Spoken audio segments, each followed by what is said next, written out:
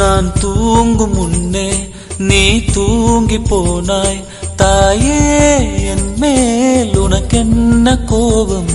கண்ணான கண்ணே, என் தெய்வ பெண்ணே, கண்ணில் தூசி நீ ஊத வேண்டும். ஐயோ ஏன் இந்த சாபம் எல்லாம் என்றோ நான் செய்த பாவம். பகலும் இரவாகி பயமானதே அம்மா, விளக்குன் துணையின்றி இருளானதே. உயிரின் ஒரு பாதி பறிபோனதே அம்மா, தனிமை நிலையானதே. அம்மா அம்மா நீ எங்க அம்மா, உன்னை விட்டா எனக்கு அரு அம்மா.